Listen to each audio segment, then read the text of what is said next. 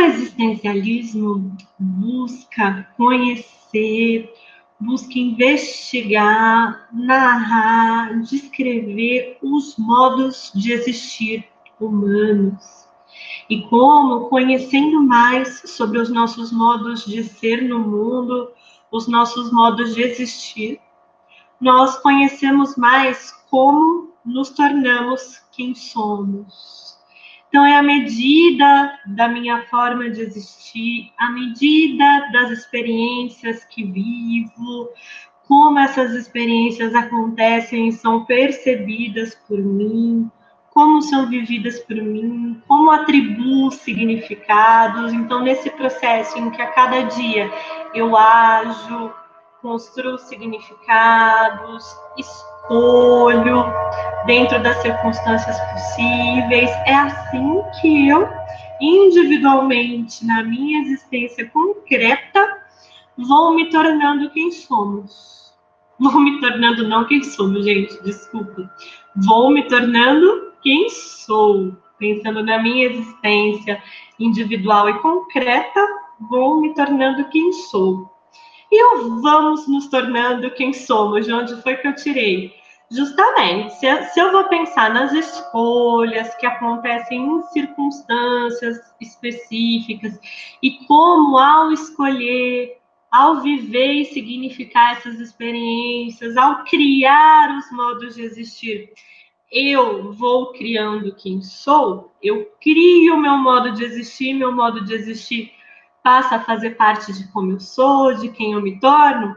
Nós, mulheres, como nos tornamos quem somos? Também, dentro daquelas circunstâncias, das possibilidades das circunstâncias, das escolhas, o modo de viver as experiências, de atribuir significados, modos de existir, vão participando em como a pessoa se torna quem é. Então, ao criar os modos de ser no mundo, a pessoa cria a si mesma, as mulheres criam a si mesmas.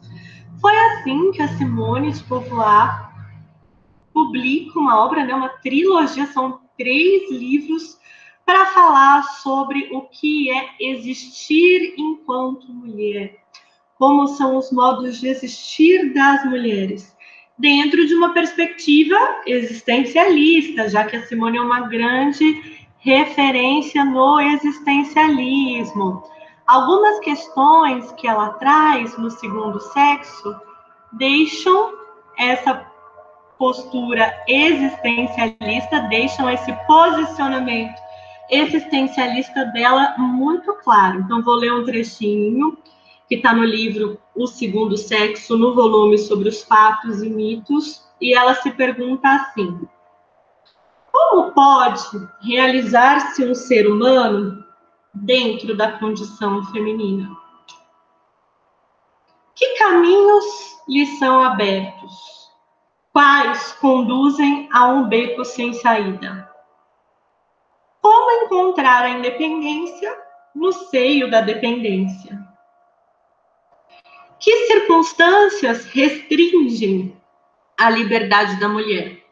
E quais pode ela superar? São essas questões fundamentais que desejaríamos elucidar. Então, esse trecho da Simone de Beauvoir, vocês podem ver como ela está olhando para os modos de existir humano, os modos de existir das mulheres, e compreendendo a liberdade como algo que está no centro dos modos de existir humanos. Então, também nos modos de existir das mulheres, como é ser um ser livre, um ser que faz escolhas, um ser que não tem como escapar, é preciso fazer escolhas, à medida que vamos existindo, nós estamos escolhendo. Então, como é um ser livre, que faz suas escolhas, e fazendo suas escolhas, essas escolhas também me fazem, as escolhas que faço me tornam quem sou, como é ser um ser livre nas circunstâncias que as mulheres vivem, na condição que a mulher vive. Então, a Simone não está dizendo que existem definições e determinações do que é ser mulher. já que ser mulher é também ser um ser em liberdade.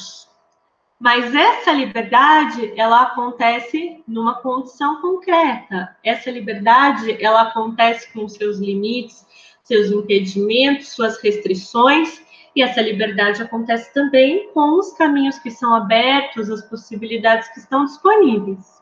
Ao estudar a condição feminina, então, a Simone não está estudando uma natureza feminina, uma essência feminina, não.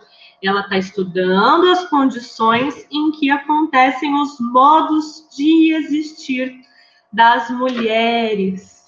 Então, ao perceber as restrições, os impedimentos, todos os obstáculos com que as mulheres se deparam nas condições que vivem, a Simone está atenuando a questão da liberdade? Não.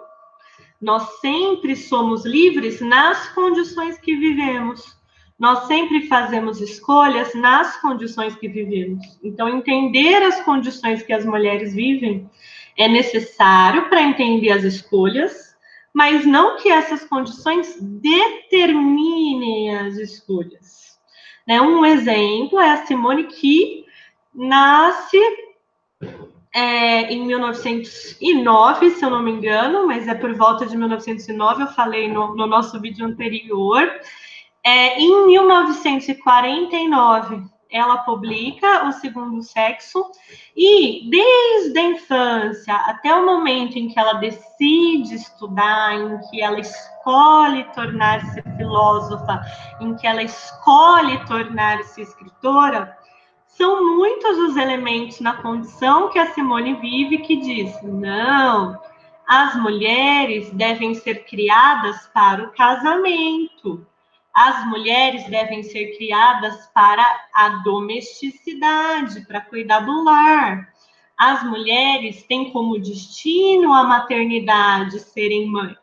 Então, com essa ideia de uma natureza feminina e um destino feminino que era o casamento, a maternidade, o lar, e não o estudo, o trabalho, a escrita, a Simone faz escolhas e sofre consequências com as suas escolhas.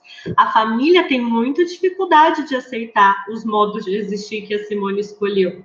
A família do parceiro com quem ela tem um relacionamento, que é o Jean-Paul Sartre, também tem dificuldade de aceitar as posturas da Simone. A própria aceitação em relação às escolhas do Sartre, mesmo muito parecidas, é maior do que diante das escolhas dos modos de existir da Simone. Ela encontra resistências na faculdade em que ela dá aula, ela encontra resistências com relação aos seus escritos, ela encontra situações de discriminação, situações em que ela é criticada, em que ela é condenada, como se ela vivesse de uma forma reprovável. Ou seja, ao descrever uma condição em que as mulheres, ao fazerem as suas escolhas, existe toda uma expectativa de que essas escolhas sejam buscar um relacionamento amoroso, buscar a realização no casamento, buscar a felicidade na maternidade, a Simone não está dizendo que isso impede a liberdade, mas que a liberdade se dá em condições muito específicas e em condições que, para mulheres, há um peso muito grande daquilo que é supostamente um destino, supostamente uma natureza. Por isso, os mitos. O que a Simone está chamando de mito é essa ideia de que haveria uma natureza feminina, haveria uma essência feminina, aquilo que ela chama de mistério feminino, como se houvesse algo ali definindo, antecipando quem somos, e não os nossos modos de existir nos tornando quem somos. A Simone diz: são os nossos modos de existir que nos tornam as mulheres que somos. E para compreender a nossa liberdade para criar esses modos de existir, é importante conhecer